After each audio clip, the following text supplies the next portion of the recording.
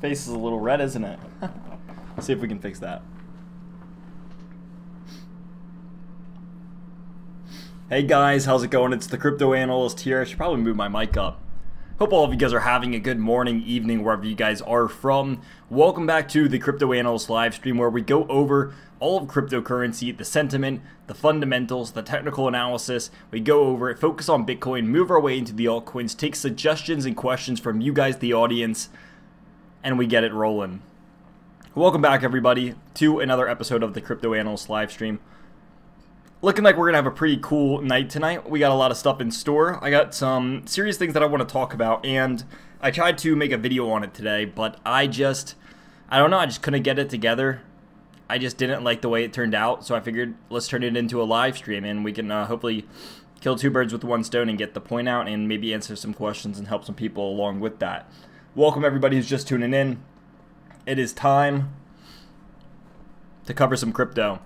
So, looking at Bitcoin, I always give people the time to join in, but I want to kind of like talk about some things that we're probably going to reiterate before we get too deep into this. I accidentally deleted the rising wedge that I had on here because I was trying to film it for the video earlier. But yeah, so what we have over here, and I kind of want to focus on this. I just actually noticed how deep that piercing candle was also. But yeah, let's go ahead and read through chat. I don't want to go too deep until everyone kind of starts coming in here. Yo, Brian, what's up? Brian's first one in, number one. Hassam, what's up, man? Great to have you in here. How's it going for everyone? It has been an interesting week, I'll tell you that. Bitcoin trade went great though. Ready for some action? Bitcoin dump incoming? Question mark. It's we'll see. You gotta wait. You gotta be patient. I'll talk about it. Don't you worry. Miguel, welcome. He says hello, everyone. With all these recent reports /analysts on fake volume, will that change the data sources that you use? I remove most of my exchanges from my data. With all these. Oh yeah, I agree with that. That's it. Kind of has have to do with the whole proof of keys event and with like exchanges like filing false data and everything. It's kind of a fiasco. Okay, I think my sound's all good, but basically no. So I only chart on Coinbase and Binance sometimes. And does that matter? Like, I think so. I personally like charting on Coinbase because they don't have altcoins, but we are trying TA with 95% fake price action. Yeah, I agree, and that's why it's, well, one, you got to watch where you chart. I don't like charting on anything that has stable coins. Granted, Binance does, but like sometimes you can't chart things unless it's on Binance. Like, I'd rather chart something on Binance than on like Bitfinex, because Bitfinex is like one of the worst of the large exchanges and their manipulation of price. And Coinbase, I think, is one of the least. Just because it's such a simple exchange. You have US dollar, you have like Bitcoin, Bitcoin Cash, Ethereum Litecoin, and like Ethereum Classic. There's no like, and then Binance has like 100 coins. But no, I understand what you're saying. Basically what you're referring to is called proof of keys, and proof of keys is talking about that exact topic. And I've talked on that before, and I'll tell you what, I'll touch on that again today because I think it's really significant. And that all these people are lying about how much Bitcoin's actually going around. And there's actually less Bitcoin going around than people might think. And so with all these false reports coming in and making it seem like there's more Bitcoin than there really are, in reality, I believe that there's substantially less Bitcoin than what most people believe there to be. There's 21 million that can't ever at maximum be in existence. A lot of those, millions of those, I believe, have been lost, lost, destroyed, like whatever you want to call it. Like someone put it on a wallet, they lost it, they destroyed the wallet, they forgot about it, etc. Like there are millions of Bitcoins, in my opinion, that are just gone forever, forgotten, somewhere floating on the blockchain in a locked up wallet that we will never be able to access. And I think that a lot of the sites and whatever you want to call them, market makers, websites, exchanges, are trying to seem like there's more Bitcoin out there when in reality there's not. There's substantial, and I think once it gets found out exactly how many actually are getting reported instead of all the fake numbers. And people were like, holy crap, it's only like, this is only a third of what we thought it was. And then all of a sudden what that does is it manipulates supply and demand. And then all of a sudden you have the demand, or you have the supply substantially lowered from 21 million to say like 11 million. And then demand skyrockets because you cut the supply in half. And I think that that's what's basically happening over here, Miguel, is that with all the stuff coming in fake, people aren't realizing it, but when it comes out officially and people realize that the supply is significantly decreased, the demand will ultimately rise. Because you're just about saying that what you have is now twice as valuable as it was before, right? If that's what happens. I'm speculating hardcore right now, so that it's not even like it's not hardcore speculation because it's called, look it up. It's I don't mean to be rude when I say this, but it's called proof of keys. And it's the whole, this is what happened, is a lot of this stuff was getting found out. And a lot of this isn't speculation. A lot of this was getting found out, and I never believed this for like months. And then as it kept coming out, the more I started to be like, holy crap, like this is a thing. So, look it up. It's really cool. It's called the Proof of Keys event. And, it's interesting. Something to look into. Not for everyone. It was, I don't know, something I didn't want to follow for a long time, but definitely has some proof behind it.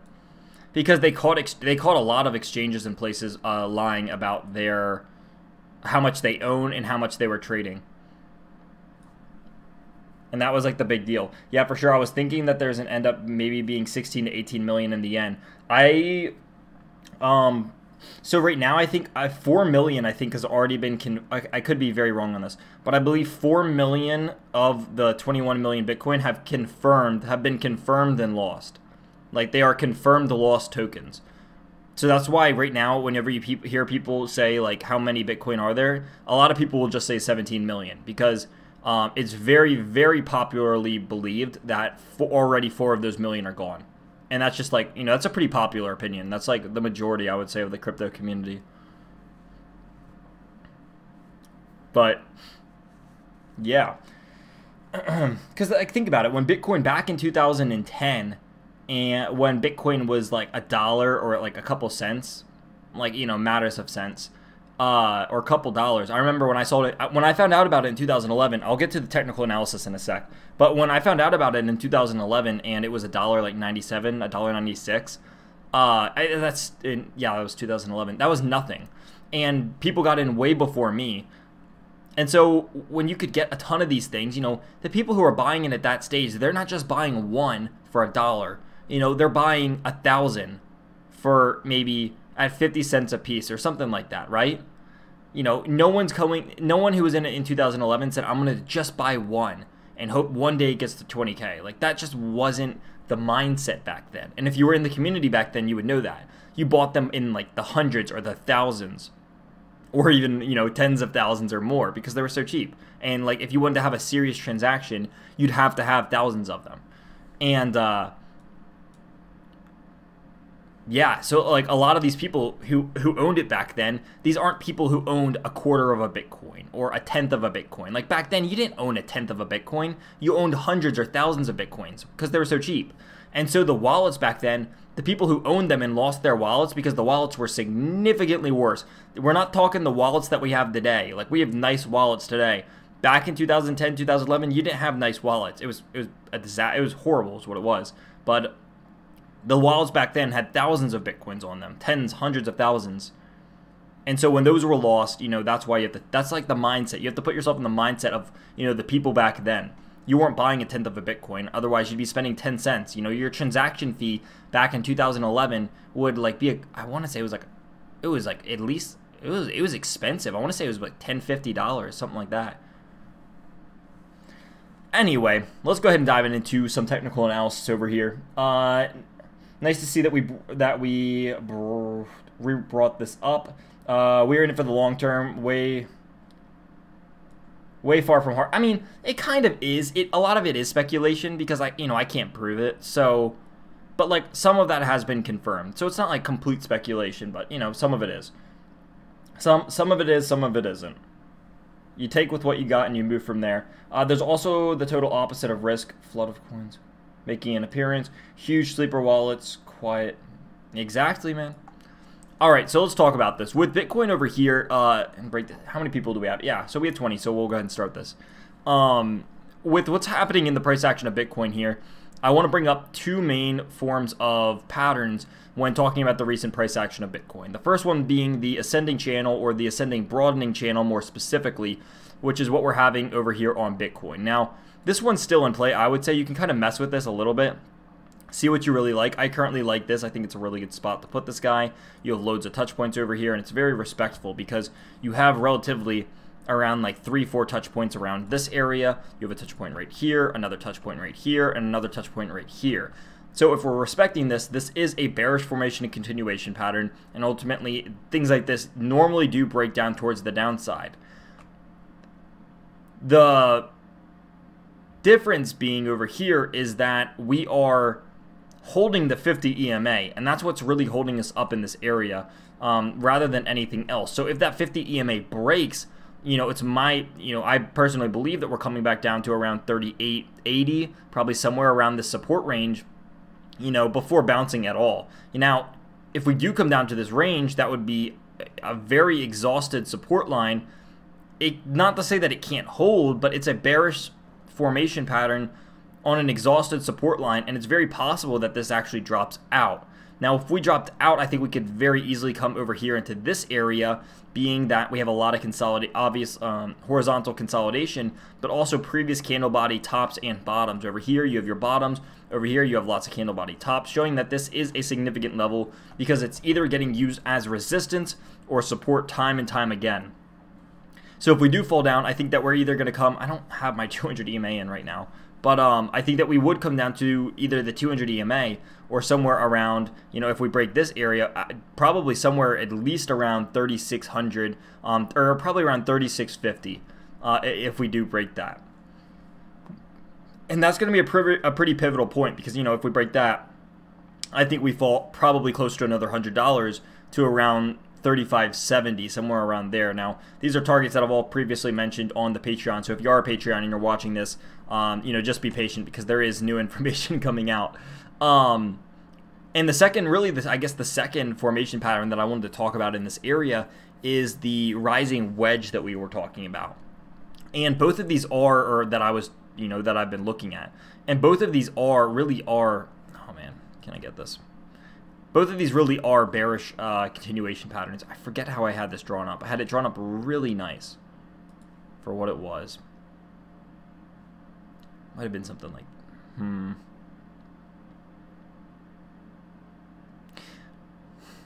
So if we draw it like this, this is a rising parallel channel, which is another form of a bear flag. It's basically the same sort of deal, and this is actually might have been what I've had. I forget exactly how I had this drawn up, but it was a lot cleaner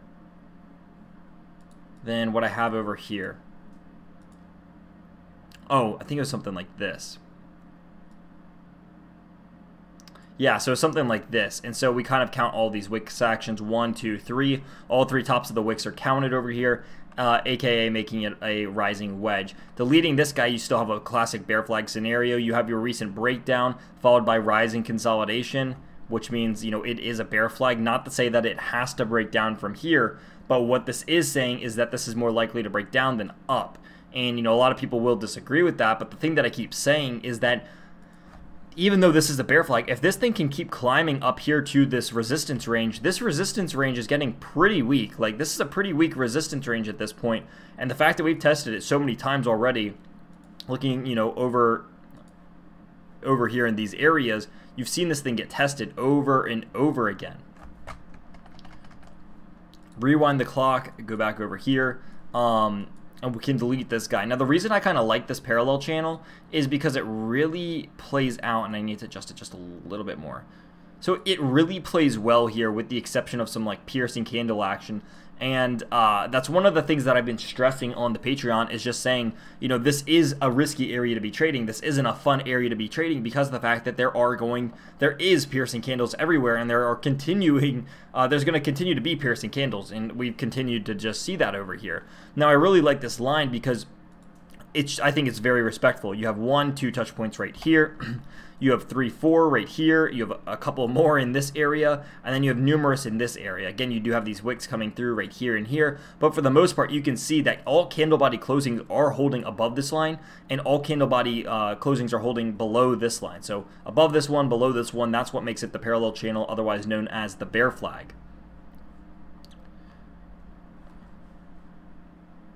Whoa. Something just happened.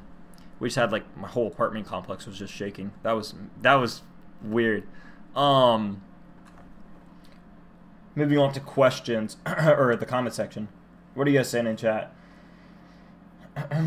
Miguel says, "Get to the TA." Sorry for the off topic. Nah, it's cool, Miguel. I love answering questions. Paul Kim said, "Speculation, the forming of a theory, conjecture without confirmed evidence." So that's the thing. Did you guys hear that? Did you guys see that? Everything?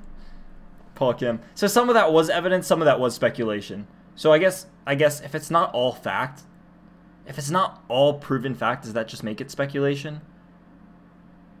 I guess, because the whole, I don't know. So reductive, enough data out there. Yeah, Paul Kim, honestly, I thought it was. I heard everything in my kitchen start shaking, and like the walls and stuff, and I don't know, maybe you guys saw like the camera moving too. That was weird. I've never been in an earthquake, but what do I see happening from this point, I guess, going forward? So let's take a look at some of the indicators and oscillators, and I can kind of expand on this thought even further. Earthquakes mean we're at the bottom. Looking at the 4-hour, this is something that I thought was very clear, and I called this on Patreon for one, like a week ago, and I called it on the last live stream as well too. Maybe even in a video. I don't know if I made a video on it, but I definitely called this on Patreon like a week ago and then said I was shorting it, and then I definitely 100% said I talked about this in the last live. This was the whole point of the last live stream, was basically to say that I believe that we were breaking down from this point, and we did. But moving forward over here to the 4-hour, what we saw is essentially just saying a lower low on our MACD, which is not a good thing. But with this thing rounding up over here, it's interesting to see whether or not we're going to get triple bearish divergence or not. Because if we do, I think we're going to be in a really, really rough spot for Bitcoin. And on the RSI, I think one of the biggest indicators over here was something that I drew up a while ago, looking at this form of divergence. One of the main topping points of the last live stream, and for my reason for this thing breaking down, was quadruple bearish divergence.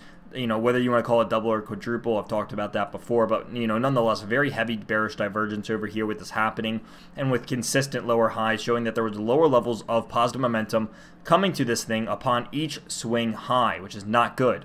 And so what's happened, it hit my box. I said, all right, it's time to short. You got rejected from your overbought territory, aka your 70-meter line, or I call it meter, whatever you want to call it, your 70-tick line on your RSI. And that was enough for me to say, all right, it's time for me to short this. And that I did.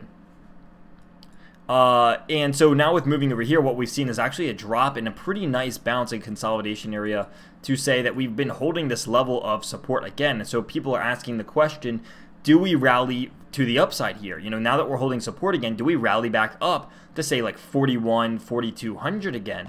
And if we get to that zone, we'll probably break. And so that's why you're at this pivotal, very, very pivotal pump or dump time, do or die time for Bitcoin. Because if it breaks the 50 EMA, it also breaks support. And if it breaks that, it's probably dropping, at least probably $130, $140 from this current range. Now, if that breaks, again, a very exhausted, support, if that breaks, you're falling a couple $100, probably $400, $500, all the way back down to around $3,500, $3,600. However, if you hold this range and you rally towards the upside, you have a very weak resistance. So it's all about, will the weak support break first, or will the weak resistance break first? And I want to kind of talk about this on the daily a little bit more before I can emphasize this. So with this, really just these two things, again, you're having a large move no matter which direction you go, because you're either moving up or, you know, probably down around $500, or you could very easily move up, you know, let's see, you could move up probably $1,500, honestly. And I'm not trying to over-exaggerate that, but if it actually breaks out of this, it could very easily move up to around $5,500, which is a gigantic move. But I don't know, there's a ton of potential over here. There's a lot of money to be made. However, there's a lot of money to be lost as well, so that's why you got to play this so carefully, is because, you know, when this breaks out or breaks down, it's going to be pretty violent. You're not going to have this little stutter step, slow climb and crawl, like whatever we have in this range. You're going to have this thing go, you know, kind of semi-parabolic, like over here again. It's just going to have like crazy 4-hour candles of this thing just rocketing up. It's going to consolidate, and it's just going to keep going over here. And I think that, you know, you're going to have probably candles twice the size of this. Well, yeah, probably candles about twice the size of this one, honestly. So each leg up is probably going to be like twice the size of these legs. So it'll probably, if it does want to break out towards the top of this thing, it'll probably come up and do something like this, and then it'll go like up, and then up, and then up. And you'll have like some giant legs. And then you'll be like, oh crap, we're hitting our first level of consolidation. And this is literally the only thing that's pretty much in its way. And then it can decide, do we want to break here and get rejected? Or do we just want to keep going towards the top of our former descending triangle over here at around 59 to 6,000? And that's when it's going to decide, you know, do we want to make the final $500 pump before getting rejected? Because ultimately, I do think it's going to get rejected, if not at the $5,500 range. I think it certainly will get rejected around 59 to 6,000 if it does want to keep pumping over here. Again, this is a speculation because it's very unconfirmed. It's a very what-if scenario. And when I talk about this in the macro here in a second, you guys are going to actually see that I am more bearish than I am bullish about this. So over here, here's the overall is very, very, very bullish. But I think the short term of this is actually pretty bearish, and I think that we're going to come back down towards support here. I think it's just a matter of time, in my opinion. Also, don't think it's not a coincidence, in my opinion, that your 50 EMAs right on the bottom of this ascending wedge, ascending broadening wedge support. Your 50 EMA is literally right on top of this support, making this a 2-in-1. And again, just the more significance saying that if this support breaks, it's going to be a pretty rough drop in the least.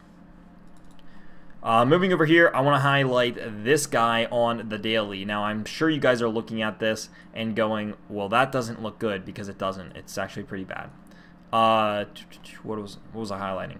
So, oh yeah, so this is just my little drawing over here, my little illustration saying that, wow, I actually called that really spot on. Jeez. I basically said this is how big it's going to be if it comes up into this range and stays in this circle and it goes down. We are in very deep trouble, and well, you know, I would say that's pretty spot on.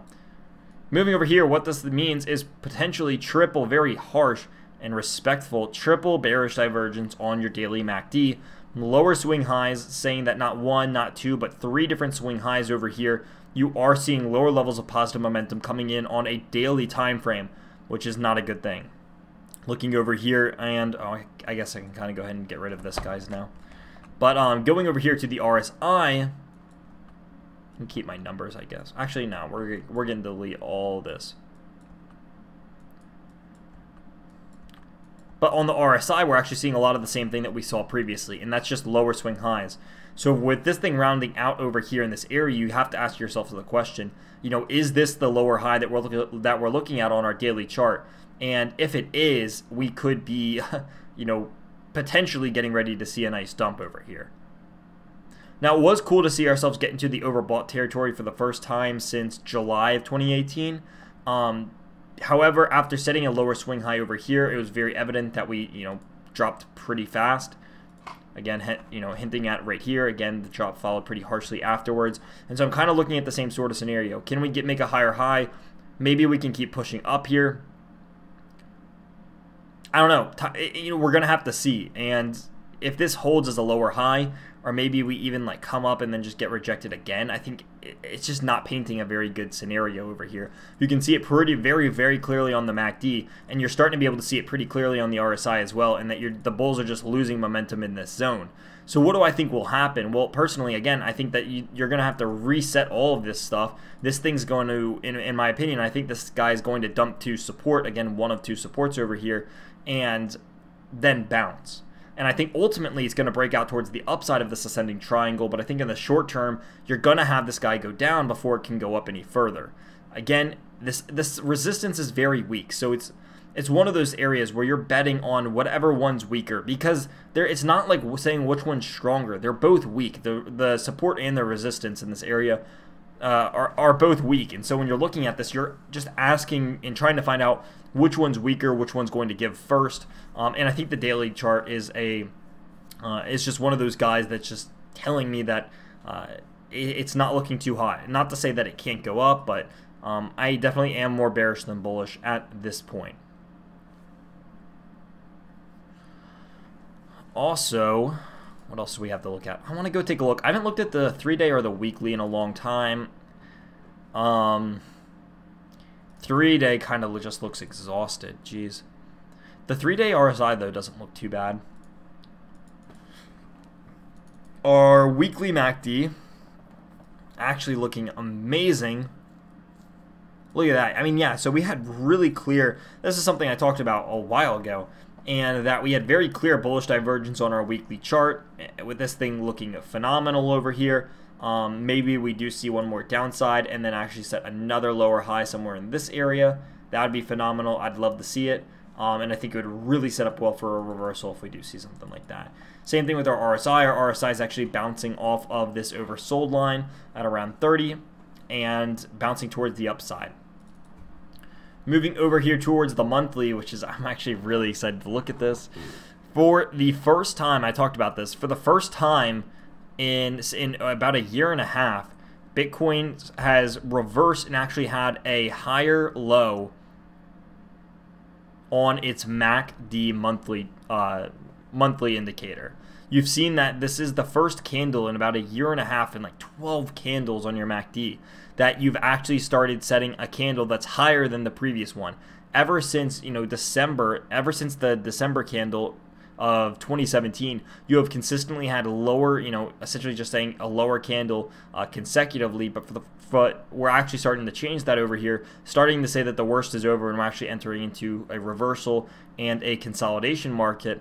Not to say that we're just going to moon right now again, but saying that the macro is getting very clear that the macro is healing. Over here on your RSI has officially rounded and is now pointing upwards. Not to say that it can never point back downwards, but it's looking pretty good. Macro is looking amazing. Moving back to the 4-hour chart before we talk about, before I look into the comments.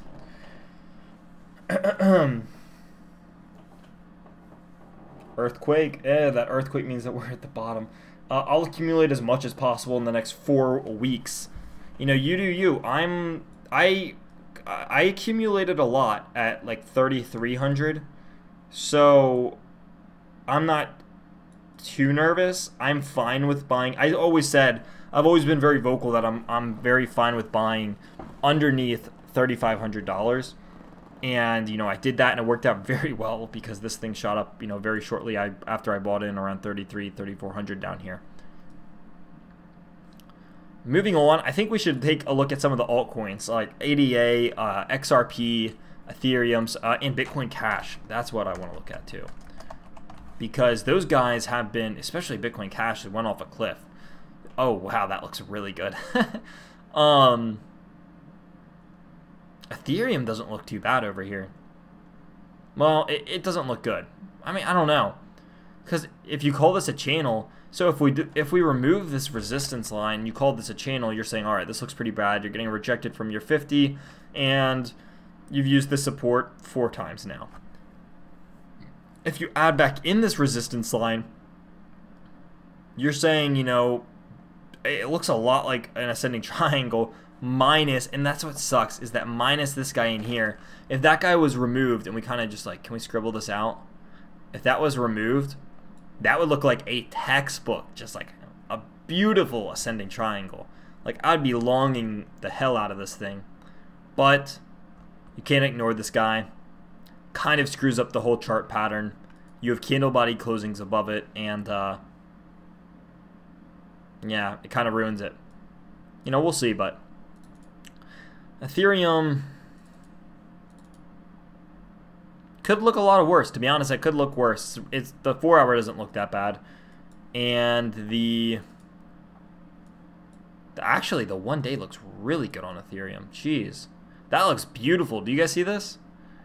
Look at this, consistently lower swing low or higher swing lows, even over here in this area. Wow, that looks really good. Maybe Ethereum's going to moon, dude. RSI doesn't look quite as good as the MACD, but man, the MACD looks good. You look pretty bearish as well. Looking at over here, very bearish divergence. Time will tell. Also, I guess we can highlight this while we're here. Overall on Ethereum, you really have a bunch of different formation patterns playing out. Whether you want it to be either an ascending triangle, which is the green, or some sort of rising channel, rising wedge forming. Ethereum has a lot of potential right now. I didn't see that. That daily chart looks a whole lot better than Bitcoin's daily chart. So I guess to the downside, if Ethereum wanted to break towards the downside over here, I think something that it could definitely happen, or a number that it could definitely go to, is probably, if it broke down from here, probably around 119. And if it broke out from here, probably, wow, 151. Or maybe even higher, actually. Probably 152, 153. So, man, lots of potential to be made here, lots of potential to be lost. Something I do want to look at, though, is Bitcoin Cash, because this thing has just been going crazy as of lately. Nice retrace on this guy as well, which makes me wonder if we can draw up something. Not really. Not really anything that would make, like, good sense. Maybe we could do a fib retracement, though, and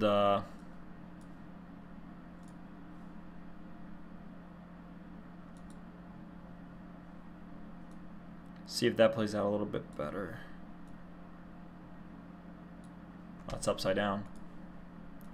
Maybe we can do something like that.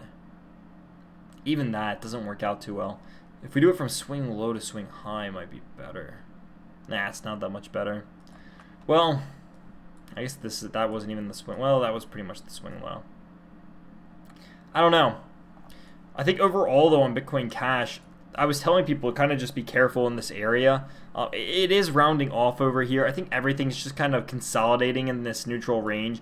You can see it over here on your 4-hour RSI. You can see it over here on your 4-hour MACD, that this guy is consolidating in this neutral range of sorts, and it's trying to really find this median ground over here. However, Bitcoin Cash had a significantly better recovery than Bitcoin itself, and actually it looks like it might be setting up some sort of a bull flag.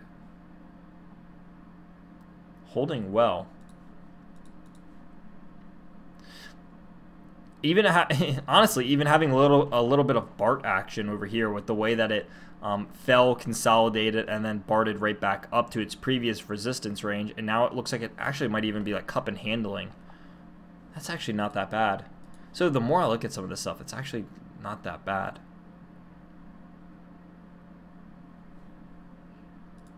Huh. The more I see as I chart this. Got out of Bitcoin Cash to Litecoin. Let's take a look at Litecoin. That's another one I've been looking at. There might actually be some potentials to trade here. Litecoin still respecting this area very, very well. I want to move this to a 4-hour chart. Yeah, I mean, this guy's just pretty textbook right now. It came right up to resistance, got rejected. If it would have came up to this area, the top of a rising wedge, like this thing looks a whole lot worse than everything else. Litecoin is one of the guys over here that could go off a cliff And people would be like, well, what happened? The 4-hour MACD though, jeez, this thing is not looking that bad. What happens if you move like this over here and then this over here? Can I copy this? Maybe not. And then we kind of highlight this guy as well. And we say, all right, well, this thing's really losing negative momentum. You can also say the same thing over here with like the positive momentum. But like, overall, dude, it's not too bad. Could very easily, though, reset here pretty hard and go off a cliff. It's the only thing that you have to be careful of, and I think, yeah, and that's what I was afraid of. Losing serious positive momentum on your daily RSI, which stands for your relative strength index. Gotta be careful. This thing's been going parabolic for a long time, and it's pretty evident over here on your relative strength index that you are losing, you know, that you are seeing lower swing highs over here. You know, really, and what that tells me is that you're seeing lower levels of positive momentum from the bulls upon each time that they try to rally towards the upside. They're weaker, really just weaker than the previous time. So I, you know, personally would be very careful about longing Litecoin in this range. I can't tell you guys what to do, but looking at this from let's bring this back, not the 3-day, to the 4-hour chart, you can see pretty clearly over here that, you know, this thing has been going parabolic for a long time. It's made a crazy run over here. Just, you know, this is the time where you're going to start hitting resistance over from this range, and you're also might be due for some sort of retracement. I mean, here's the thing, though, is like with this thing going so parabolic, it's not like a bad parabolic. Like, it's not like just like this. Like, this is a bad parabolic. Why? Because you set no resistance on the way. That's why Litecoin was able to do this, is because it went parabolic all the way down. And so it set like no resistance. It set one major resistance point, and that was it. You had a second very small one over here. But again, with going parabolic in any direction, you either don't set support or you don't set resistance. And so when this happens, and on the way down, it's the same thing with like when this guy went up. You know, with this guy coming down and not setting any resistance, it was begging it to go parabolic back up. And now on the way back up, it's setting significantly more support than when it came back down. So what I mean by this, if you're looking at this area, you see just these giant like red candles. Like, you know, this is a full breakdown in 2 4-hour candles. And over here, as I said, you know, there's only really 2 consolidation zones that it had on the way down. And you can see those get played out very clearly over here, in that this consolidation zone, which was resistance, once it broke, you know, it broke once and this thing shot up significantly. It broke twice and this thing just went right to the second resistance zone. After it broke the second resistance zone, it went right back up to as if the dump never even happened. And that's just like the way that this works. That's the way that all this has worked, with Bitcoin breaking down and everything. If this thing doesn't set resistance or, you know, support on the way down, it can, you know, it's going to be a fun ride back up, and that's really been the story of Litecoin. Now that you are really starting to hit some significant resistance levels, though, you have to kind of be careful. However, I mean, look at this. What do you have over here? You have some, you know, you're starting to have areas where, gray areas where there's very little resistance. So maybe if it wants to break this and you see Litecoin pushing up to like $74, some $72, it's a possibility. I think it's very risky to make a long here hoping for $75, but not to say that it's not possible. You know, maybe what you have over here is come over here, you bounce a little bit, you retrace, and then you bounce, and then you keep going. So if it were to kind of retrace, I'd probably expect it to come somewhere at least back to $50, at least, before moving back to the upside. If it is going to retrace. You're just, I mean, you're seeing lower highs over here as well. You're holding above the 50 for the time being. I don't know, kind of looks weak. You can draw another support line right here. It's pretty clear that you have a support line like right there. Just looking at this, you know, you draw your support line, very clear that it's bouncing off this area. Only thing is that you're forming a rising wedge. So, no matter how you draw this guy, I just don't know. No matter how you look at this guy, besides the fact that it's just pushing, I think candle-wise and indicator-wise, it's very hard to say that Litecoin's bullish in the moment. I think overall it's bullish, but like again, short-term, there's just a lot of arguments about it. I got a lot of hate when I tried calling like the top of Litecoin over here, and you know, maybe I did, maybe I didn't, but certainly hasn't pumped since, you know, then. When was that? Like March 15th? About a week or two ago. So halvening eventually plays out. So yeah, the halvening's happening in this, when is it? I think it's this June or July. Something like that. John Smith says, hi there, what's new? XRP not moving much since the last time. You know, dude, let's take a look at XRP. That's something I want to take a look at. That is something that has a ton of potential to make money right now, and I love it. XRP is a bomb waiting to happen. I mean, it's if you want to leverage trade XRP, you're asking for like anxiety, honestly. I mean, the wicks and the price movement of this thing. I mean, that is to the USD. Let's look at it to the BTC.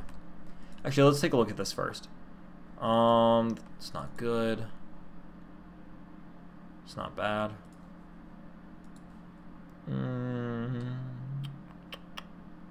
It's very just meaty. Like, it's not. Oh my gosh, that's disgusting. Tell you what, let's take a look at this to the BTC, because that's what BitMEX leverages it off of.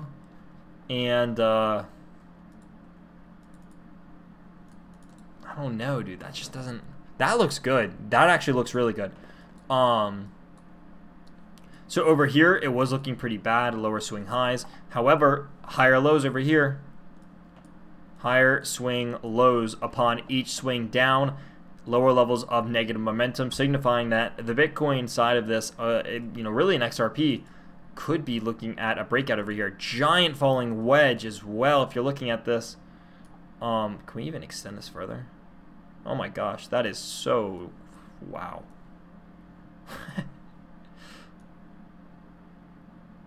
Well, that's what you want to see. It's about time. Yeah, so I think it's needless to say, I think it's pretty clear that there's a giant falling wedge on XRP, and you're seeing lower or higher swing lows.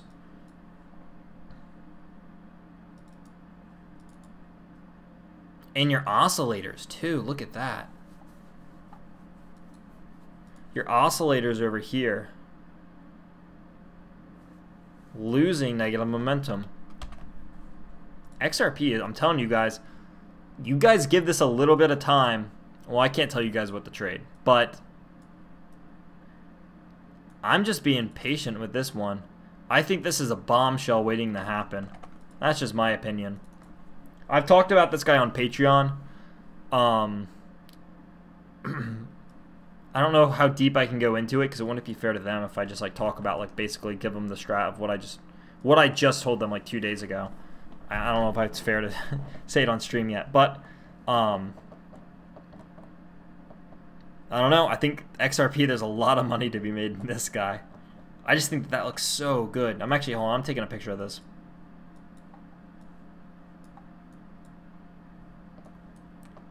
How do we do this? I mean, look at the previous one. You had a, oh my god, dude. When, like, that broke out perfectly. As soon as it broke the resistance line that was drawn up, such a clear resist. I mean, you can't get any clearer than that. On a resistance line? Look at how clearly it rode this thing. And then as soon as it broke, it went parabolic. As soon, I mean, man.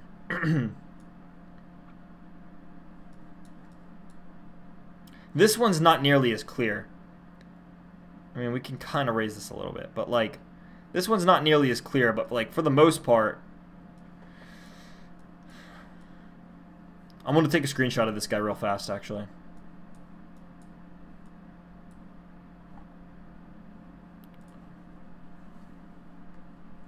I don't know why this is here, actually. I'm going to delete that, and then we take the screenshot. What are you guys saying over here in chat? When are you roughly expecting the potential break to make itself known? When you roughly expecting the potential breakout to make itself known?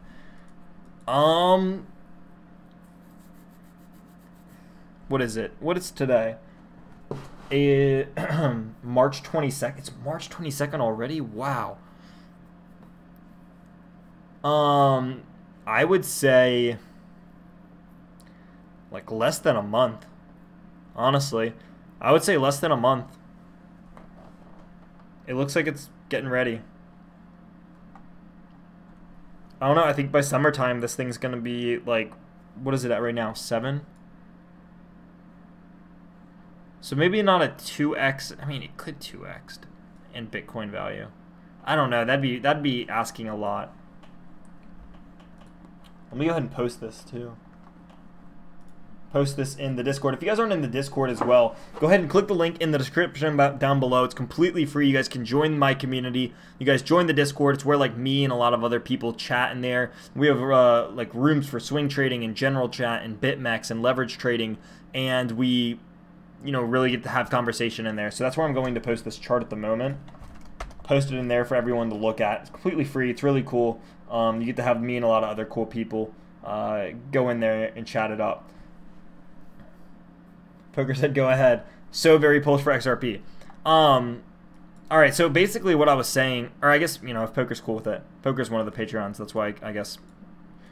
Alright, so let's have a green light. It's not anything crazy. It's not like I'm, you know, a strat or any kind of a crazy strat.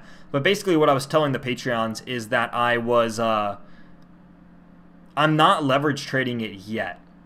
But I am holding XRP. So what I'm doing actually is that I'm buying and holding XRP instead of leveraging it, because I think it's very clear from the US dollar chart. I want to look at this actually on a daily before I go anywhere else. Dude, that looks so good. Oh my goodness, that looks really good on a daily chart. Wow. That lights up my face. These are the things that make me happy. I mean, I think that's just like, wow, that looks good. What about on the RSI on the daily? Oh my goodness, that looks so good on the RSI. As long as it rounds up here.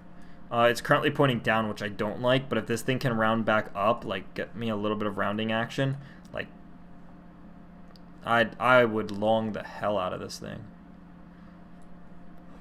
And it's been so very clearly bearish for so long. I mean, just consistent lower swing highs. But I think that pattern's about to break, because that can only go so long. And when patterns like this break, it breaks very harshly. Just from like my experience with them. Historically. Wow. So yeah, that's basically what I was saying, is that I'm not leveraging it yet. I almost want to... So I'm tempted. I was telling. So right now I'm just holding it. Holding my bags. But I'm tempted to place like a 2 or a 3x long on XRP and then just let it sit.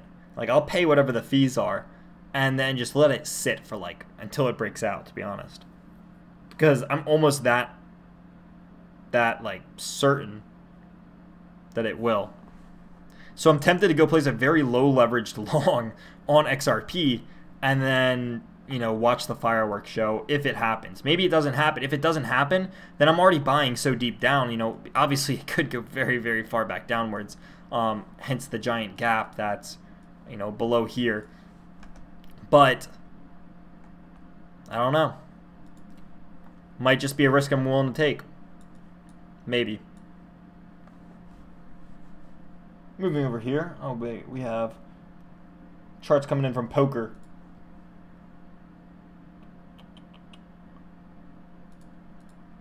Alright, I actually really like those charts. Well, I'm going to go ahead and bring that up. So, XRP,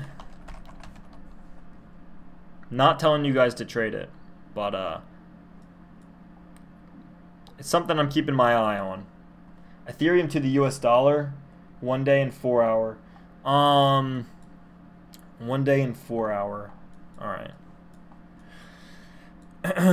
So yeah, I think that you're right over here with what you were saying, Poker Threat, and that this was, you know, very you know, what seems to look like a very nice potential just falling channel, otherwise known as a bull flag, bull pull, bull flag potential combo over here. Even if you count this like that and say that this is a falling broadening wedge, it's still a bullish formation and continuation pattern, really, no matter how you were to draw this. I think the only thing that you have to be careful about over here is that you're not setting up some sort of like head and shoulders-ish formation.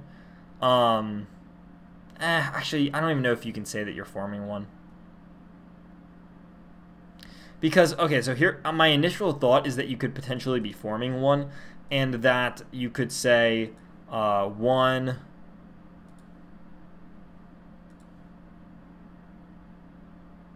Oh, I might have messed this up. How do we do this? There we go. Potentially saying 1, 2...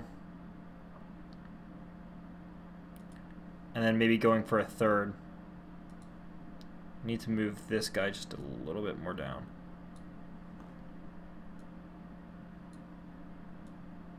There we go. Potentially do something like this. Just move this guy a little bit more.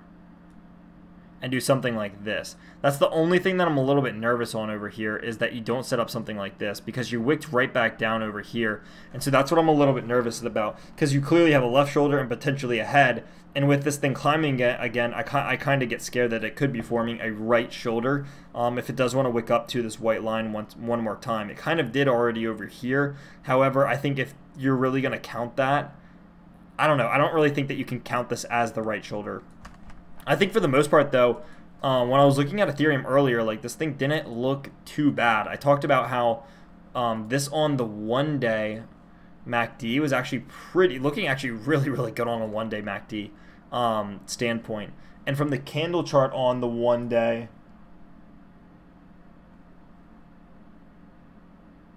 what is that? On the one-day, yeah. So you're saying rising wedge, which... Where am I looking at differently?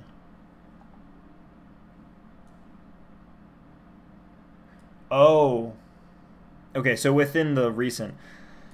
So yeah, I kind of need to. So here's the deal. I don't want to. I don't know what just popped up. I don't want to get rid of this white resistance line yet. I'm going to put this on the 4 hour. I'm going to put this on the 4 hour. There we go. It's possible.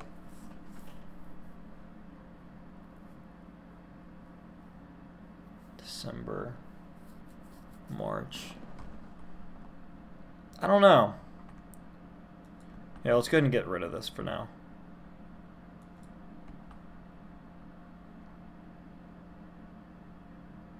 So something maybe more like this. What exchange is that? Kraken. So that looks a little bit different from Coinbase just because we have this wick up here.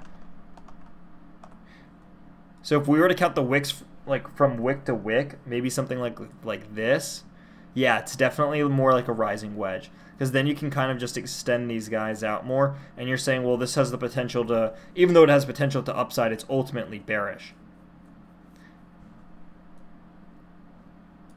So let's go ahead and draw this out, because I actually kind of like this concept. So maybe something like this, where it actually bounces around in this area for a little bit. Maybe it goes like this and kind of bounces around until it ultimately falls out, hits support, and then rockets through the top of the ascending triangle. Maybe something like that. I don't know. I still think the name of the game here is the macro of this is the macro of crypto right now. I think is pretty bullish, and the overall, again, the macro, the long term, the longer scale. Not saying short scale, but I think the overall long-term scale of Bitcoin and crypto here is pretty bullish, and I think it's kind of hard to argue against that. I don't know. Maybe there's people who have like really good arguments, but like I just think it's very hard to argue that this is a horrible macro to have for Bitcoin. I think it's a very good one to have, to say the least. We'll see. What else was I missing over here? 4 hour. I also kind of like that potential parallel rising channel I think it's more so though an ascending triangle rather than an ascending channel. You can probably still use it as resistance.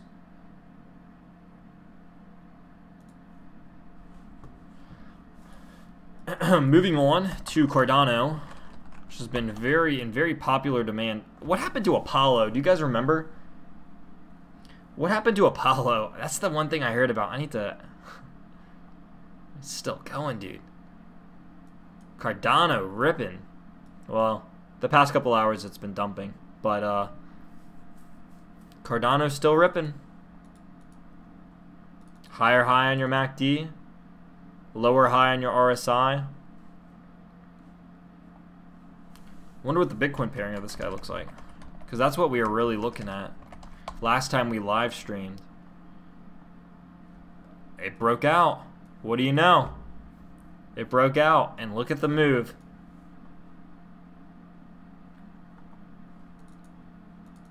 Wow. Oh, now that's bad. So that's a lower swing high over here. Well, it's kind of like a lower and a higher.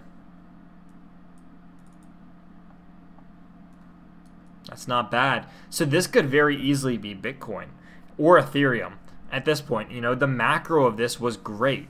It only, you know, I guess it has better touch points.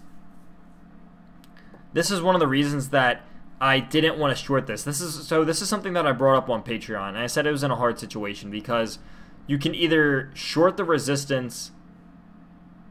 I think this was this. I think, yeah, you can short the resistance of an ascending triangle and hope that it goes down, but you're shorting something that's very weak. And this is, again, this is very, very similar to how Bitcoin's ascending triangle looks and would play out.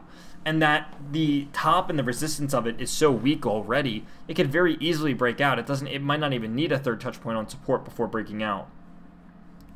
And if it does, you know, I think it would be more parabolic than this. I mean, that looks pretty nice. The reason being because this thing has significantly more support on its significantly more resistance on its downfall than Bitcoin does on its.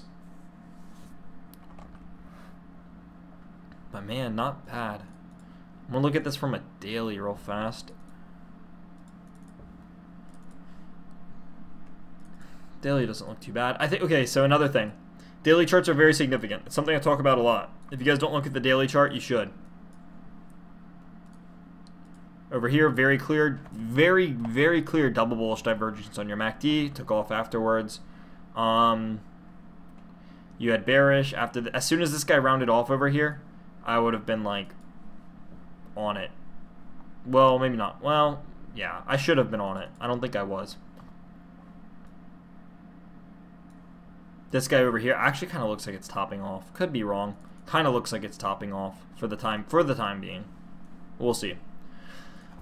I want to go back to Bitcoin over here because Bitcoin's in the scenario. If you guys were part of the last live stream or are a Patreon, I talked about how I was shorting Bitcoin and actually shorted it on the last drop over here, and I already exited it. I exited it at about 11% profit on 10x leverage, so it wasn't bad. I definitely thought it had a whole lot more potential though. So when this actually broke down over here, I was actually expecting us to break and hold below the 50 EMA. We caught and bounced pretty well. And so people kind of, there's mixed feelings about over here, as if we're just holding support and this is going to go back up, or if this is just a giant bear flag painting out, because if we break this down on the 1 hour, you can kind of argue that it is a bear flag. Just literally going like that and like that. So, I mean, pretty easily, I think, I don't know. That looks like a pretty easy bear flag to me. We'll have to see if it plays out. The 4 hour... It's really all dependent upon, like, when we round down over here and when we see this next, you know, swing upwards, we're going to have to really see what we do. If we fail this and we make more bearish divergence on, like, a daily chart or anything like that, I think it's going to be hard to argue, because even from this point, if we round up here on our 4-hour and we just get a lower swing high on our RSI, like, you're just going to be showing yourself that this is, no matter how hard it keeps trying to rally upwards, it's just weaker than previously before. And when stuff like that happens, it just sets yourself up for a bad place to be in. So, if you guys have any questions, I am, how long have we been going for? About an hour? So yeah, I am going to go ahead and start wrapping this up. It's not over yet, but I do want to go ahead and start wrapping this up here. If you guys have any questions, I'd love to be able to answer those. If you guys are not a part of the Discord, there's a link to that in the description down below, and there is also a link to the Patreon in the description down below as well. So these are where I'm going to take my 2 minutes. You know, I've been going for an hour. I've been going for 60 minutes. All that I ask is that I'm able to shill my Patreon for the next 2 minutes, because that's what I do at the end of every live stream. If you guys want to join the Patreon, this is what it does. It's pretty cool. It's the way that I'm able to support and compensate myself for all the work that I do on YouTube and in the community. And yeah, it's pretty cool. So what I try to do is give you guys as much value as you guys give me. So, you know, it is a payment. And for the tier 1, I basically give you guys more technical analysis. I kind of act, I guess is the right word, act as like a mentor to you. I go over charts with you, I critique your charts, I kind of help you with any questions that you might have. You get bonus access to me. You guys get bonus technical analysis from me, and I think that's one of the biggest things that the Patreons like. Not only kind of having this like mentor figure for them to access like whenever they want, but also the fact that they just get bonus technical analysis from me, and that they're able to come to me with their TA and say like, hey, like, what do you think about this? Did I draw this right? What could you see that was better? You know, kind of leaning into areas like that. This says, I need to like cross this out. This says 0 out of 3 remaining. The tier 1 early supporter is sold out.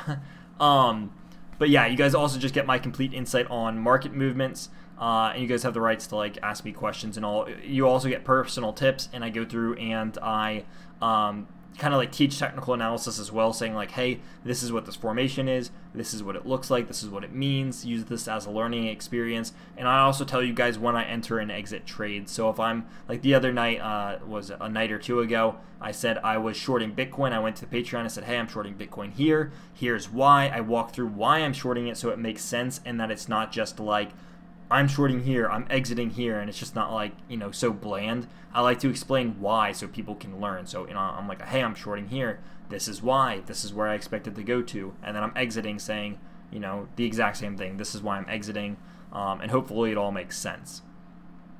But yeah, if you guys also want to be a tier 2 supporter, every 2 weeks you guys create a topic for me, and the next one is coming up here in about 8 days. You guys create a topic, and then you guys vote on the topics, and then I make a video on whatever you guys want, essentially. It's pretty cool. That one's $2 a month. The tier 1 is $40 a month. Pretty cool stuff. Edward Park, thank you so much, man. Thank you for the TA, sir. I appreciate it. I want to start doing more and more live streams. I really enjoy live streams. They're more fun than normal videos.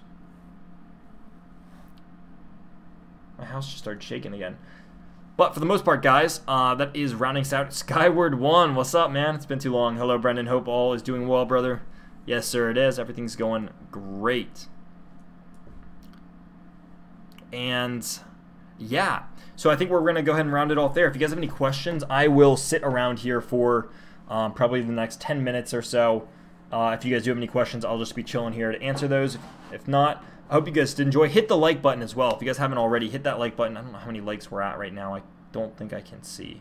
How many likes are we at? I can't see. Why don't I have access to that? You'd think I would be able to see that.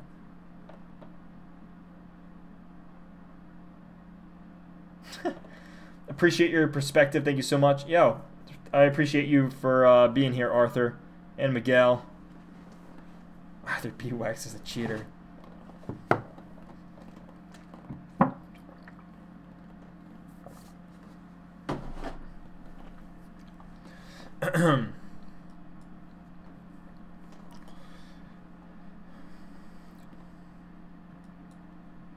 Cheater. But yeah, I don't know. I would say, dude, the highlight of this stream now. The highlight of this stream is this. I mean, Hello? You had a massive falling wedge here. This thing freaking went to the moon afterwards. You have a massive falling wedge here. I don't get hyped for stuff too often, but this is one of those things that I am really excited for. I am really excited for that. And what was it? Was it the daily? I think it was the daily chart, dude. I mean, this MACD looked great. Don't get me wrong. Like, this guy looked great. Jeez, that looks really good. But, like, you put this thing on a daily chart, let me tell you something. That looks amazing. That looks so good. And, like, the RSI as well.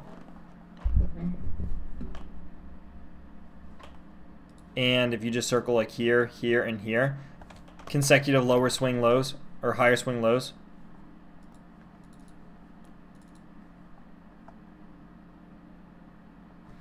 All I'm saying, I'm not saying anything. I'm not telling anyone to long it. I don't know what you're talking about. 15 likes. Great show as always, Theo. Thank you so much, Hassam.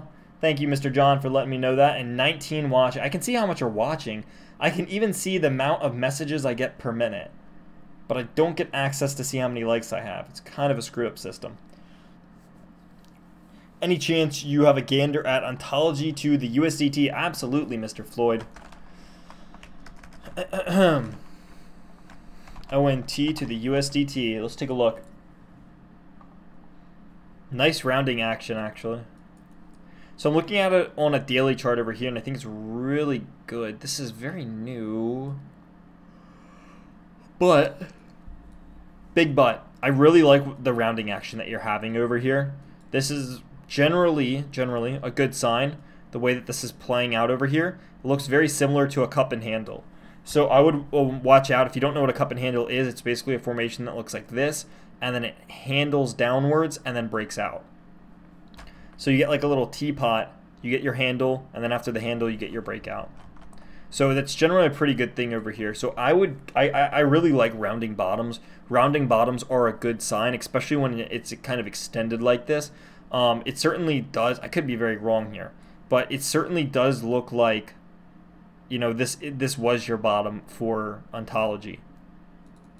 You know, again, I could be wrong, but certainly does look like this was your bottom. Setting up a little bit of potential bearish divergence. Well, very actually on your daily, you look very bearish on your daily.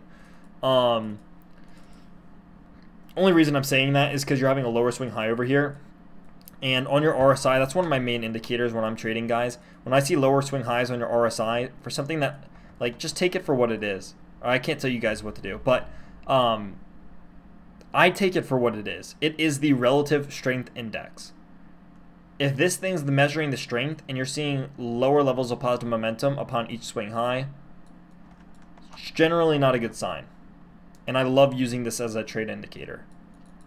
It's like kind of like a method I sort of created upon myself. Same thing with my MACD and stuff, using this stuff together.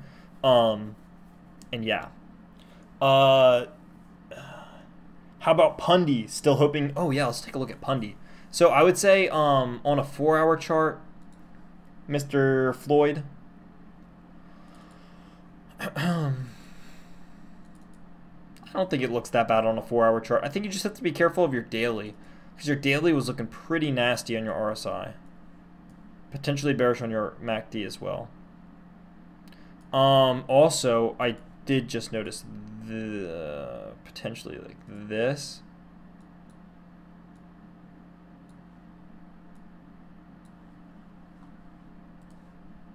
That's not good.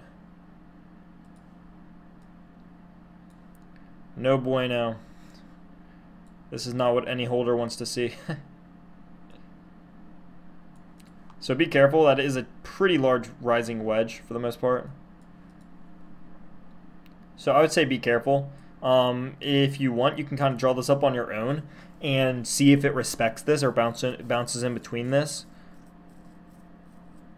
Not saying that you should trade it in this range, but just like, you know, be aware that there's definitely potential for this thing to bounce around. But besides the daily, dude, doesn't look too bad. I personally think it's bottomed out. Um, but yeah. Yeah, no problem, man. Uh, Age for prod. I don't even know how to say your name, man. I'm sorry. I don't know how to say your name, but age 8. Thank you so much for the $5 donation, man. Means a lot. You're actually the first super chat I've ever had. I enabled super chat for the first time tonight. So Age, you go down in the books as the first super chat I've ever had. Congrats, man. I guess, yeah, since you donated, I read you right away. What price alert should I enter? What price alert should I enter to acknowledge XRP is breaking up out of the falling wedge? I'll tell you what, Age, do you want it to the Bitcoin pairing or do you want it to the US dollar pairing?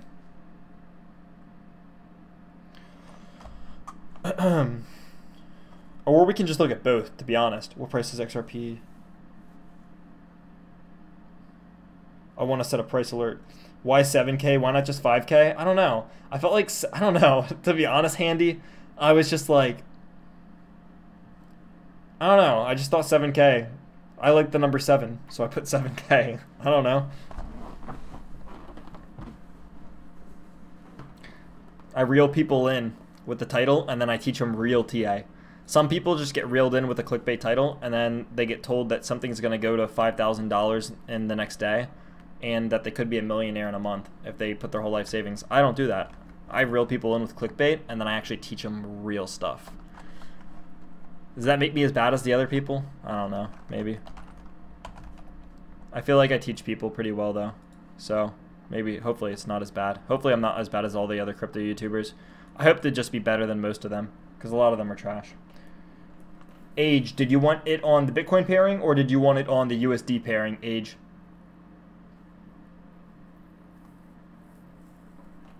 Age 8 products? I don't know how to say your name. XRP's in a descending triangle? I don't know about that. That doesn't look like a descending triangle to me.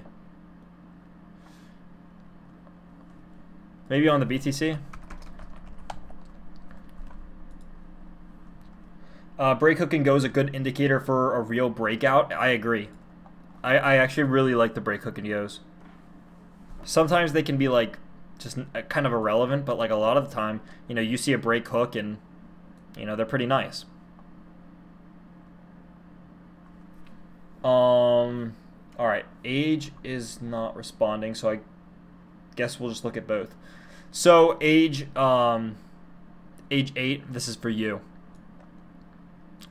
On the Bitcoin, if you're looking for a breakout, I would say that the only thing that you have to be careful of, and again, I can't tell you like where to trade or you know what to trade here, but only thing I would say is be careful for is for a piercing candle, because we've known that this area has been full of piercing candles. So if I was trading this area, what I would do, which I guess I am trading this area, so what I am looking for actually is for somewhere probably around, and it's hard to say because this is AGD8 Productions. Oh, okay. So something that I would be looking for over here is that I would maybe want to draw this up myself, because the area that this could break out is constantly changing every day, because obviously this is a falling resistance line, and so with that the breakout point is changing. So if you know, really anywhere in this area, I would say from this point probably at around, I don't know, you guys see all the zeros. I'm just gonna read it off. 8,017. It's currently at 7,772 sats. I would say 8,817. You know, if we're going down over here to around 7,925, anywhere in that sat range would really get me on deck, because that's all in this resistance line. Again, that's as it's falling above its current point, right? So if we're just talking straight up from here, above its current point, it would probably be around 8,053. It could very easily wick up to that point and then just wick back down, as it did over here, as it did over here, you know, as it's done before. So that would be the only thing that I am watching out for, is that I don't get caught in another wick battle. I would say that if this thing really I mean, you'll know when it breaks out. I don't think it'll be, like, I don't think you're going to have this little wick action. You're going to be like, well, is it breaking out? Like, you're going to know when this is breaking out, because I think that it's going to go like this and like, or like at least like this, and you're going to be like, all right, it's breaking out. So what you can do is you can actually maybe, I would say set an alert anywhere in the, I would say set an alert around 7,960, 50 maybe, because you don't, because you, I mean, if you are going for the breakout, or if, I mean, I'm going for the breakout. I'm not longing it yet. But if I'm going for the breakout, which, you know, I kind of am, I would probably set my alert at around 7,950 sats. And again, you're going to have to adjust this. You're going to have to adjust this as this is still falling. Or I'm going to, because I don't know why I'm saying, I'm talking about this for me pretty much, because I'm doing this as well. So as this is moving over here, so I'm really looking for a range. When this thing starts breaking out 7,950 Satoshis, my eyes are watching it, because that's in this pivotal breakout range. And what I can do over here is actually set a stop loss. So maybe I do want to enter a long, and I do see that it's actually not breaking out. I think it's going to be very evident when it breaks out. So if it starts getting anywhere in this range, I might start placing my longs on it. If I see that it's not, it starts losing momentum and that it doesn't look good, I'll probably just exit the long. But if I see it get into this range, I might just enter a long, and because this thing is ready to moon, and I really want to ride this, because if you ride it from 7,000, what is this? 7,700 up to like anywhere. If you just ride it up to the previous high, like, let's talk about this. Let's do a long position here.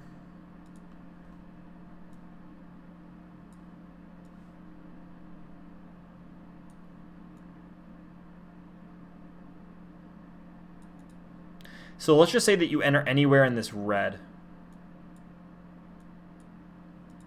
Right? Let's just say that you enter anywhere in the red. We can even make it a little bit bigger. So you enter anywhere in the red, and that's your entry zone. If we're just going back to the previous high, that's 36%, right? So for XRP, if you just go back to your previous high, that's 36%. That's a risk versus reward of 8.76. You have a stop loss of 4.3 of a 4.13, potential gain of 36.2%. The way that, and that's just to the previous high. If it goes higher than that, then I mean crazy. So if you're just betting on going to the previous high, which the last one went past that, I believe. Yeah, the last one went higher than the previous high. It wicked up there. I mean, you'll have to be very vigilant about how this plays out. Because there's other falling wedges over here. I mean, you've seen them all. Again, falling wedge over here broke out almost to the previous high. Over here, you can see it, falling wedge. This one, I don't know why I had this drawn up as like a bunch of wedges. This was honestly just like one giant falling wedge. This one didn't have nearly as big of a breakout, but it was also more so of just like a falling channel rather than a falling wedge. This one was a falling wedge. This one was a falling wedge. And this is very clearly a falling wedge as well. So on 10x leverage, dude, the reason why I like this is because if I want to trade this on, 10x leverage would be really risky. So maybe I would do 5x leverage. But even if I'm on 5x leverage and this thing goes to 36%, that's what, 36 times 5? What is that? 36, let's get a calculator, because I really hate math. Some of you guys are going to beat me to it too.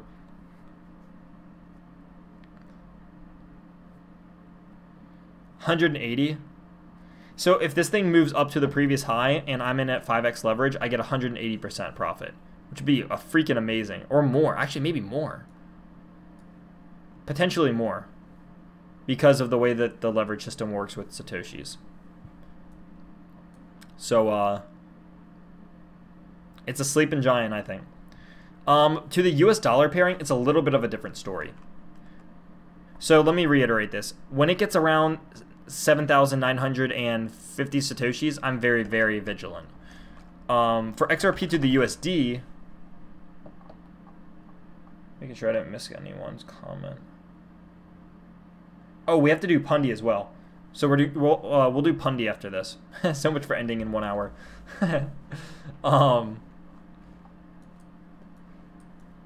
XRP to the USD. I think it's kind of the same boat.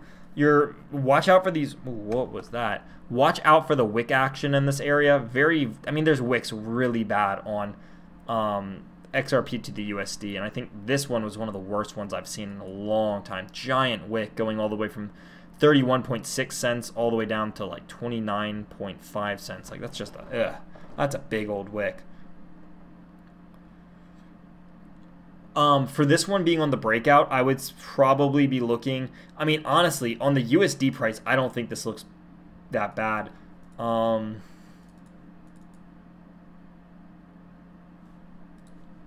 Check the daily. Yeah, man, I don't know. I just see this kind of as a bombshell still. Its MACD is so neutral on the 1 day. It's so flat. But on the USD price, what I'm looking for is probably 32.2 cents is the area where I'm really keeping my eyes on this thing. If it gets back up to around 32.2 cents, I'm really getting vigilant because I'm saying, all right, well, it could be wanting to break resistance this time for real. So, again, I think that this is just a giant pennant too, so.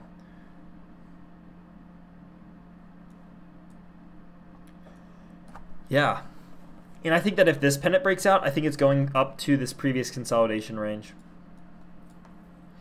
And if it breaks that consolidation range, dude, this thing has ways to go. If it breaks this consolidation range right in here, and then we're going to do Pundy. If it breaks this consolidation range in here, this thing can really soar, pushing like 46 to 50 cents or something like that.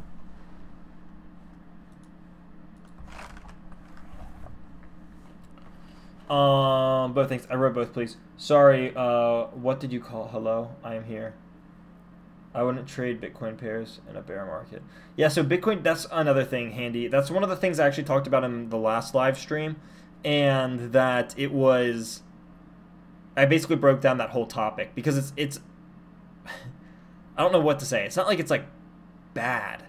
It's not like you're stupid if you trade Bitcoin pairs in a bear market. It's just like, it's just not ideal, and I think that's what you're trying to say. Like, I completely agree, and that was like the whole. I had like a whole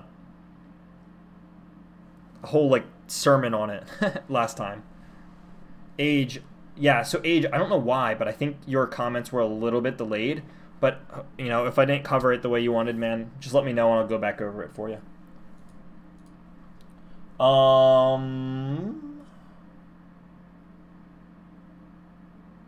right, Pundy it is. The BTC. Looking at this on a 1 day chart, 2019. All right, so we're gonna draw up a fib over here.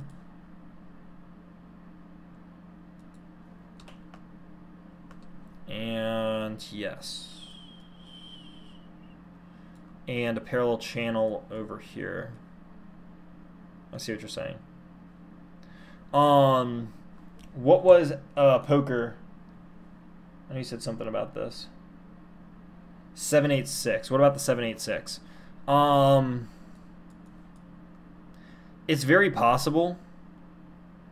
I would say I think it's more probable that you come to the 618 rather than the 786. I do want to change this candle to. That's not what I wanted. I don't like it. What can I change this to make this look better?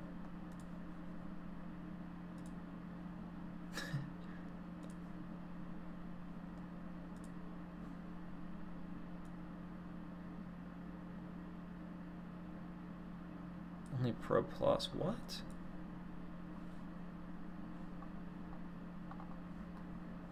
Alright, well maybe I don't have access to that. Oh, that's what I wanted. Alright, cool. So I would definitely poker, going over this. Sorry, I was really delayed.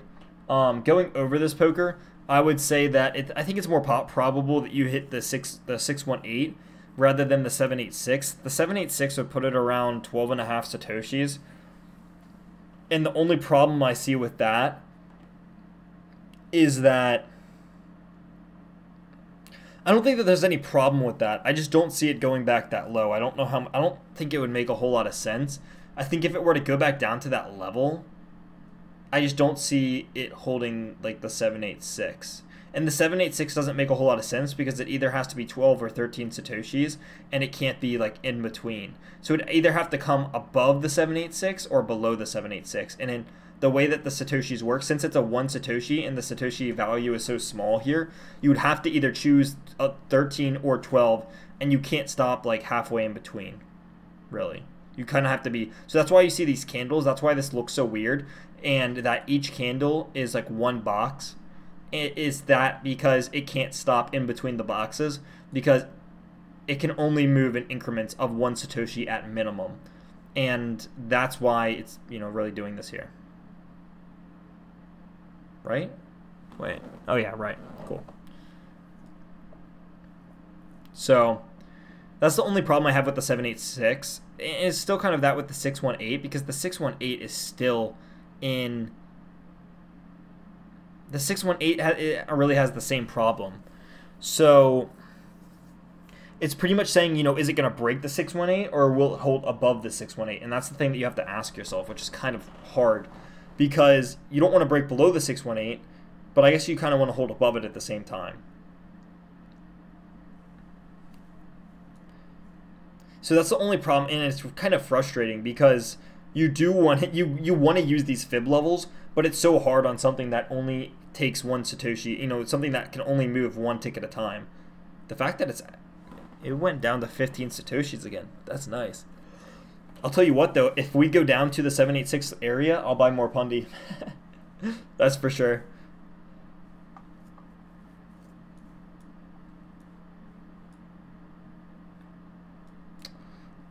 Also doing a little bit of just like TA over here. Oh, that's not the candle I wanted. That's what I wanted. Or actually, something a little bit more like this.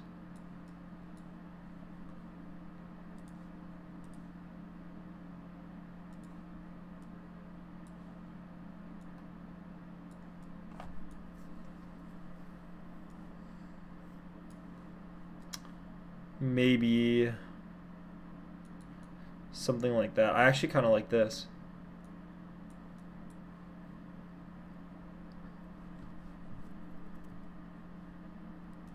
What one was that?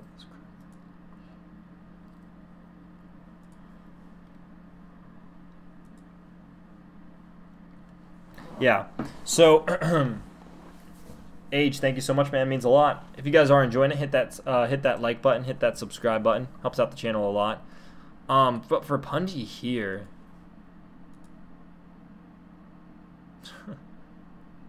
oh, that's hard.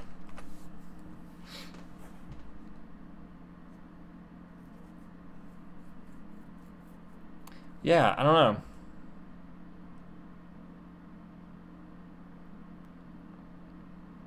If it wanted to come back down towards the bottom of this channel, it would probably have to come like, it would have to come so low. It'd have to go down to 5 Satoshis. And I don't really see Pundi going to 5 Satoshis. What did it come down to? 10 Satoshis? Man, that would be such a good buy. Imagine that. You buy this at 10 Satoshis on January 27th. It goes up to 22 Satoshis on January 31st. It's 120%. It's insane. But let's look at some of the indicators and oscillators. Honestly, indicators look, MACD looks really good on the daily for Pundi. And RSI looks good, but not as good.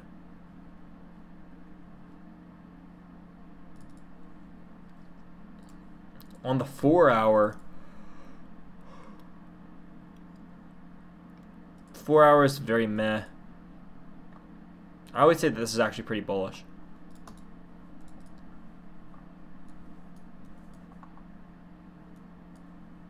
So, yeah, that's my final thoughts. I don't know.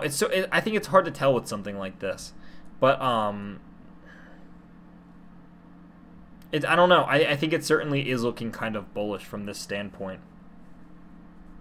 No way, man. The XRP BTC pair looks really bad. XRP BTC. What looks bad about that? So I don't mean, I didn't laugh because it's rude. I just think it's like, I don't know. So let's delete this. I do not see an ascending triangle here. That's for sure. If anything, you could say that this is like a bear flag. And that it's going to break down again. And maybe it breaks down to support. And if it breaks down to support, I'll buy it. Buy at support, sell at resistance. Weekly.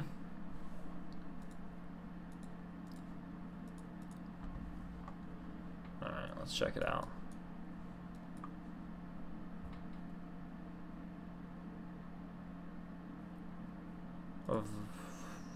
What on the weekly?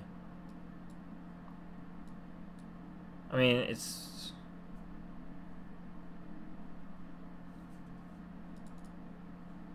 Oh, wait, I'm still on the wrong candles.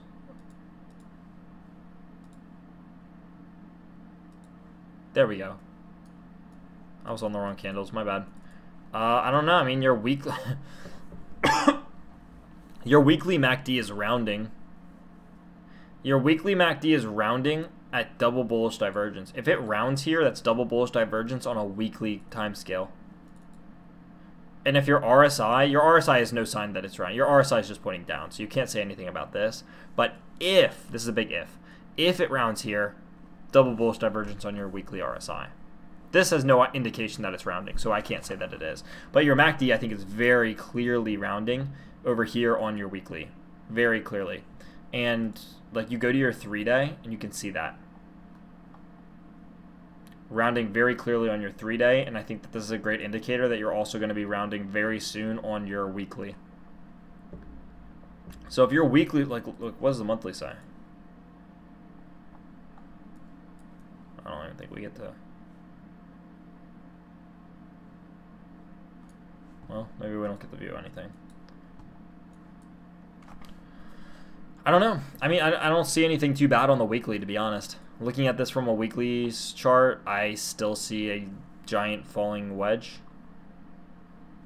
Maybe you want to like readjust it so it looks like this, but it's still a giant falling wedge, in my opinion.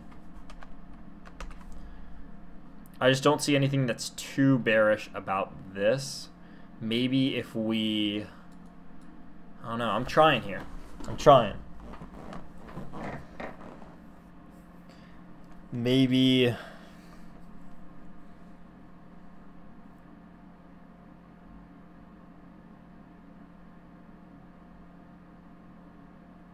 I don't know. I don't know. I'm having a hard time finding a bearish scenario.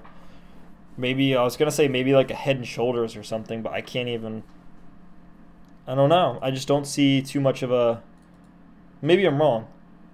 It's still above the 50 EMA, so I'll give it that. Yeah, so it's, well, I guess technically, okay, so that's a bearish thing. We are below the 50 EMA on the weekly scale, so that's bearish, and we're actually seeing rejection from that. Seeing rejection from the 50 EMA on the weekly. You also have an inverse hammer, which is potentially a bearish reversal pattern. So you do have that going for it. Right here at the end, the past 2 weekly candles, I'll give you those. Those are actually pretty bearish candles. But, and along with your volume falling off, but I think the volume falling off is a sign that a big move is coming. And with this being falling consolidation, with your volume falling off, it seems, and for the past 3 weeks you've all had red volume, it very makes me tend to believe that we are indeed going to break towards the upside. Much like a bear flag scenario. So what I would look at this as, handy, is that this is potentially a bull flag, or a bull pull with a bull flag, oh geez, a bull pull with a bull flag combo. So that's what I'm potentially looking at this as.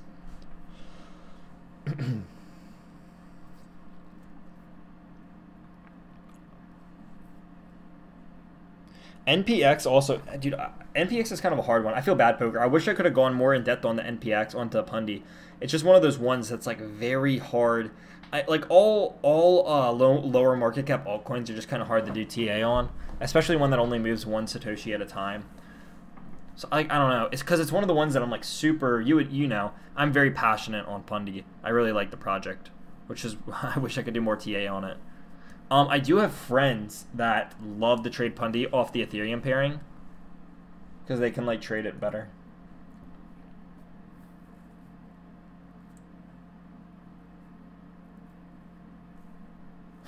I have Dubs messaging me right now.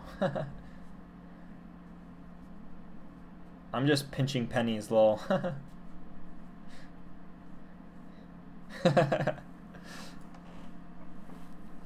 Alright, so bring it back to BTC to the USD. I have some Chipotle next to me, guys, and I'm pretty sure it's cold. I might have to go heat it up.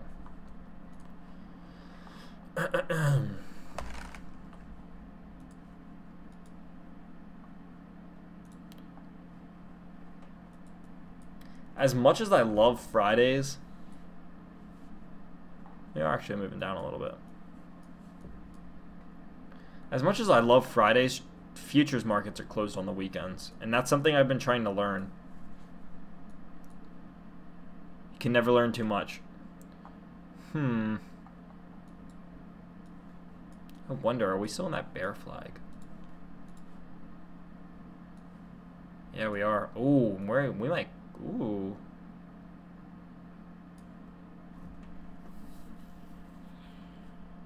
You draw like a nice heart line in here too.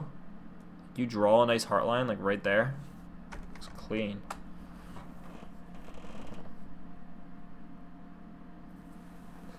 We'll see. But that's pretty much going to round out the live stream, guys. I hope you guys did enjoy. If you guys did, hit that like button. Helps out the channel a lot. If you guys want a link to the Patreon or to the Discord, link to both of those in the comment section, in the description down below. So hopefully you guys did enjoy, and I will see you guys in the next episode. If you guys have any questions, feel free to shoot them my way via email or over the Discord or something like that. But yep, hope you guys did enjoy, and I will see you guys next time. Also, I forgot to say, Handy Rams, thank you for being here. Always appreciated. Love you, brother. And thank you also for everyone. I'm sorry, guys. I forgot to say thank you to everyone. I appreciate all of you. Poker Throat, John Smith, Handy Rams, Age. Thank you for the $5 donation as well. Skyward, Floyd. Thank you guys. Thank you guys, brothers, for all showing up here. There's more people. Arthur and Miguel and Chris and Edward Park and Paul Kim. Just a Tad and Hassam. Thank you guys all for showing up here. And Brian, first person in the chat today. Thank you guys all for showing up, and everyone else who was not in chat. I still appreciate you guys. Thank you guys so much for showing up. You guys are the ones who make this possible, and the ones, you guys are the reason I like doing this stuff.